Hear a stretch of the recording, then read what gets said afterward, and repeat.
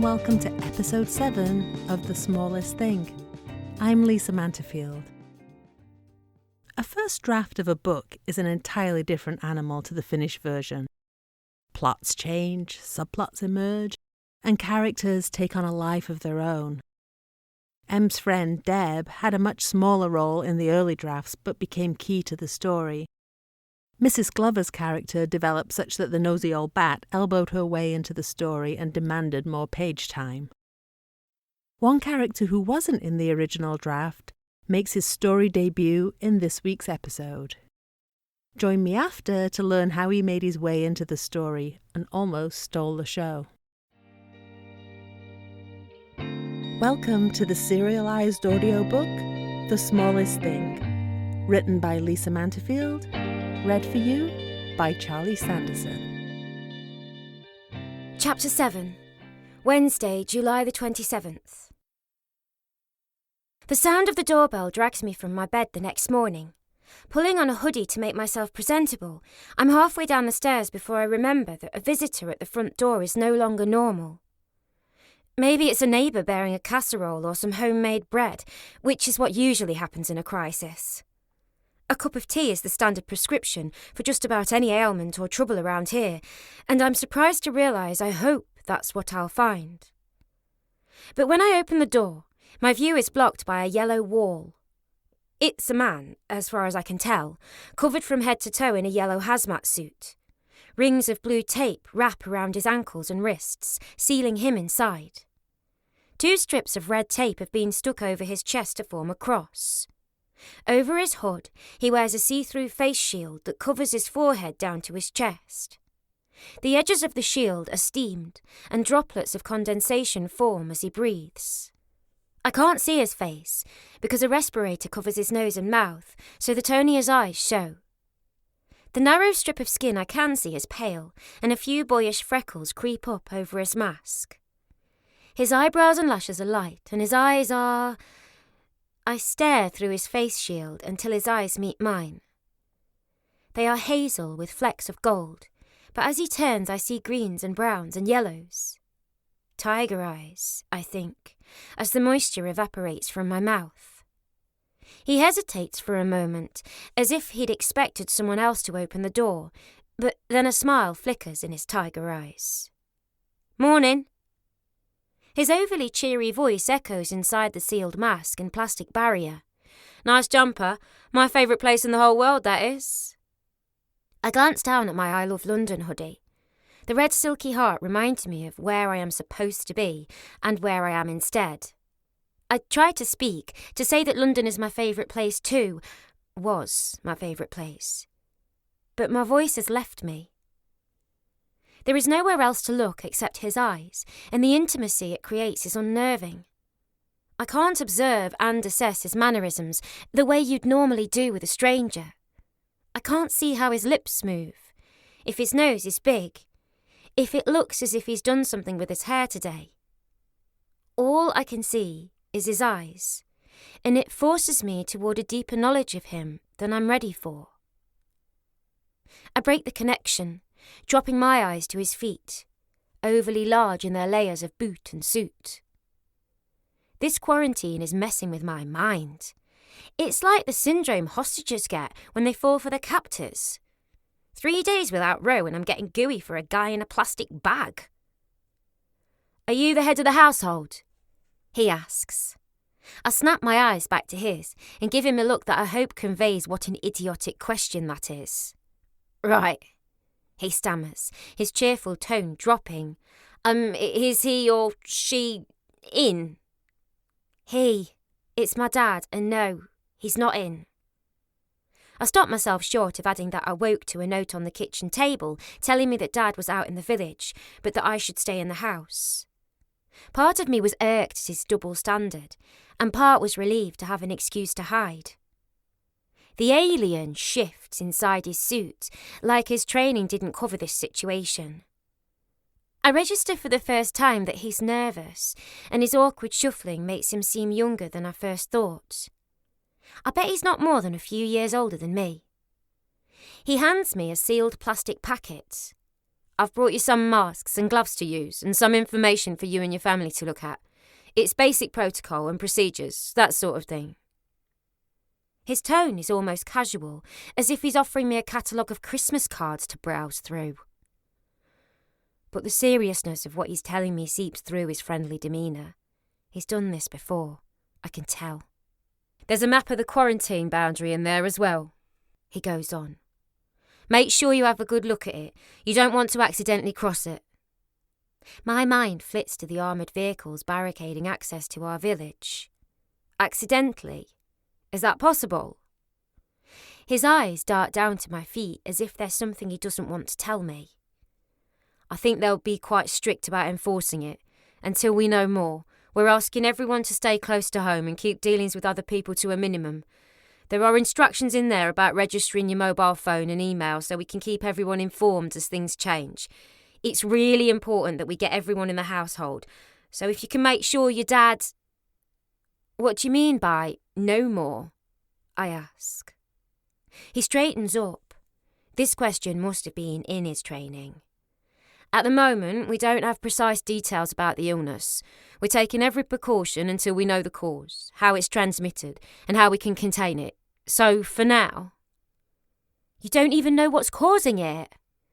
He shakes his head. Not yet. Then how are we supposed to make sure we don't get it? Like I said, we're taking every precaution. I take in his fully sealed suit and his mask and respirator, a high-tech version of the flimsy paper masks he's just handed me. He is in a bubble, completely isolated from our village, safe and protected, but I am not. I am here, exposed to an unknown illness. It could be in the air, in the water, in our food, clinging to the packet he has handed me. The packet full of paper, of bureaucratic information based on nothing. A hazmat suit like his would protect me, but instead I have protocol. Thanks for the information, I say, closing the door to my house. Inside these four walls I am supposed to feel safe, but I don't. I feel trapped. A prisoner in my own home is such a cliché, but that is exactly what I am. I shuffle through the papers until I find the registration instructions. When they find out what this thing is, I want to be the first to know. I tap in the information, feeling the weight of the electronic handcuff I'm locking onto myself. I'm not normally one for paranoia, but I can't help wondering if this registry is for me to keep track of updates or for the government to keep track of me. As I glance over the sheets outlining protocol and safe practices for everything from preparing food to bodily functions, I spot the map of the zone. The familiar layout of our village, with its winding main street and spider veins of lanes and side roads, has been overlaid with a red hashed geometric block. It has a long straight edge at the bottom and shorter edges at the side, so that it looks like the kind of lopsided house that Alice might have drawn when she was small. But along the top edge is a wiggly line, as if someone nervous was asked to close the shape. When I look closer, I see the line follows the course of a stream, the one that runs through the northeast side of the village, behind the cottages and the tourist information office that border the village green, the one that runs through the bottom of Cooklet Delph. My body folds in at the sight of my secret spot, the narrow gap between the rocks where I've stood so many times waiting for Ro, the curve of the grassy hollow where we last made love, the stream in the bottom that provided the soundtrack for our romance. Now it's the boundary that will keep him out and me in. I stuff the map back in the packet, cramming the hurt down with it. I don't need to see what I already sense, that I may not see Ro or anything beyond this village for a very long time. I spend the rest of the day drifting around the house like a robotic vacuum cleaner, wandering from one window to another, peering out, each time hoping that things will be back to normal. Each time I'm disappointed. I try to focus on a new mosaic, telling myself I can use this unexpected confinement to stockpile a few pieces before I leave for London. When Ro texts, I try to keep our conversation light, not wanting to say anything that might scare him away. He doesn't mention London, and so neither do I. I'm supposed to start my new job in 5 days, and I don't want to risk anyone shooting down the one dream that's keeping me hopeful. Ro always ends our chats by saying he can't wait to see me again. Today, even that isn't enough to keep my chin up. I text Deb. "Can't talk now. Asthma attack," she replies. I ask if she needs anything. She answers with one of her usual droll responses. "Better lungs?" Her familiar gallows humour gives me a morsel of relief. Unable to suffer any more with the social media circus, I settle on reading an actual printed book, but I can't concentrate. All I can think about are the walls of my room, this house, this life moving closer and closer, squeezing what's left of my hope from me. I must have fallen asleep, because the next thing I know I hear voices downstairs and heavy footsteps moving across the hallway. By the time I can shake myself awake and get to the stairs, it's gone quiet again, and all I can hear is Dad clattering around in the kitchen. As I make my way down the stairs, a faint smell of cooking drifts up. I can't tell what it is, but it doesn't smell good. I find Dad at the stove, poking a fork into a bowl of unidentifiable mush. "What is that?" I ask, wrinkling my nose. "This is dinner," he says. "But what is it exactly?" Dad picks up a foil package and reads the plain black lettering stamped on one side. "Shepherd's pie with mixed vegetables." Now that I look again, I can identify a greyish meaty slop and globs of anemic origin green that I assume are supposed to be carrots and peas. It's all covered in a thin layer of parched mashed potatoes and about as far removed from shepherd's pie as a piece of cardboard is from a forest of pines. "We're not going to eat that, are we?" I ask.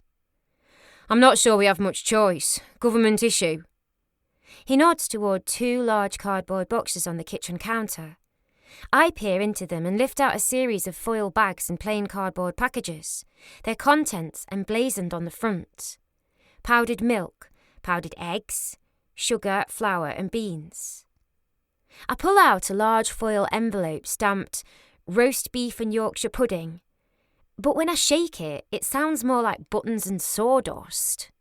"We can't live on this," I say. "Live?" Dad scoffs.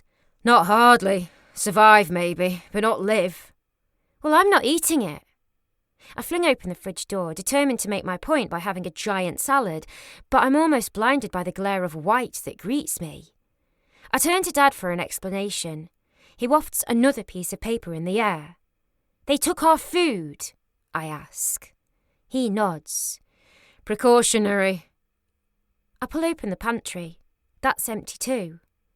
"What about your allotment?" I ask. "You've got plenty of veggies ready, don't you?" Dad gives his head the smallest of shakes, and I understand. He doesn't have a garden anymore. They've taken that too. "I think I'd rather go hungry," I say. "That is the other option." Dad and I stare into the box in silence. I don't know what he's thinking, but I'm trying to control a rumble in the pit of my stomach. It's not a hunger rumble, although I'm sure that will come eventually. This rumble feels like a storm cloud rolling through the sky, and if I don't keep it inside, it's going to erupt into a thunderous scream. My life is being stripped away, layer by layer, like decades of wallpaper in an old house. Before long, there'll be nothing but bare stone walls left, the shell of a life but uninhabitable. "I can't do this," I mumble to myself. Dad hears me. "It's only for a while," he says. "We just have to get through this as best we can." "But what if we don't?" My voice cracks. "We will. We have to. I'm not saying it's going to be easy, but I don't see that we have much choice." I try to nod, but my head won't move.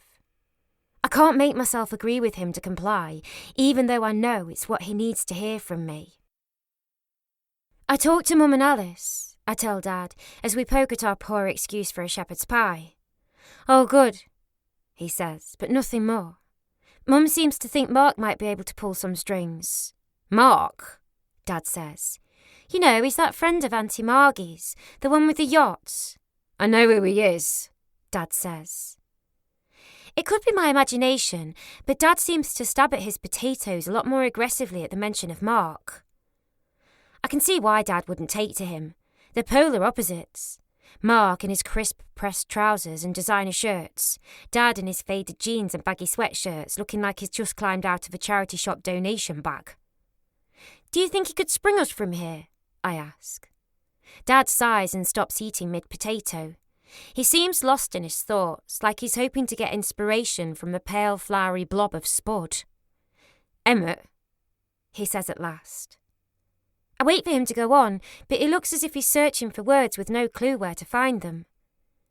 I watch his face and see a tiny flinch in his cheek, like he's about to say something. It disappears, and he's left looking lost.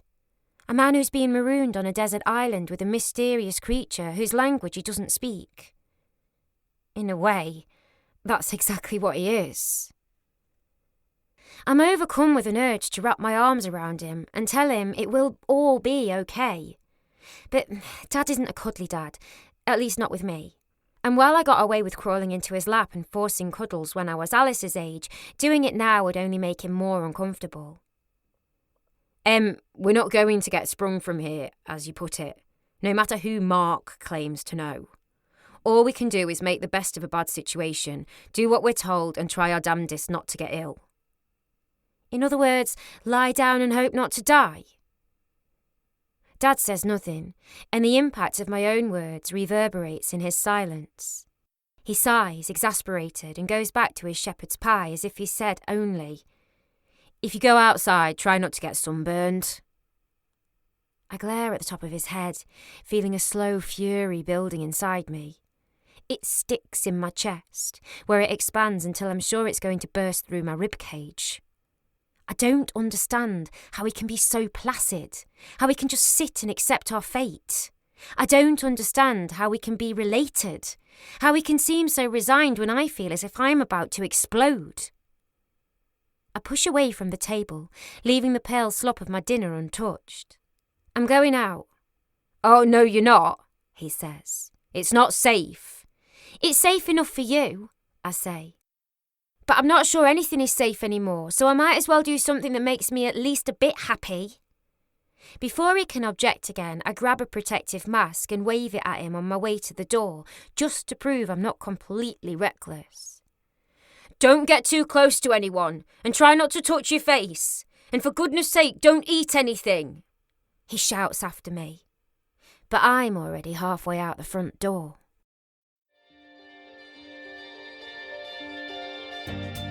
Welcome back. I hope you enjoyed this week's episode and meeting Aidan. Aidan quickly became a favourite character of early readers of the book. He's funny, courageous, keeps Em on the straight and narrow, and if we ever get to see him without his hazmat suit, I think he may turn out to be easy on the eyes. But, as is often the case in books, Aidan was not in the original imagining of the story. A couple of things happened at the same time to bring Aidan to life. First, as I began building the world of Em's quarantine village and thought about how that would be in present times, I realised that the village would not be quarantined without help. There would be medical staff and relief workers, along with scientists and some kind of law enforcement to keep things under control. As I was doing my research for the book, Ebola was tearing through West Africa and making news headlines here. One newspaper article showed a picture of a relief worker in full protective gear, gently bathing a small child. That moment of tenderness really stuck with me, and I knew I wanted to include a moment of human connection like that in my story. At that point, though, the relief workers I'd written were mostly faceless background characters. Then I was in my amazing writing group in LA. I've moved away from the area since then, and I miss that group so much. It was such a creative and supportive environment and a place to take risks.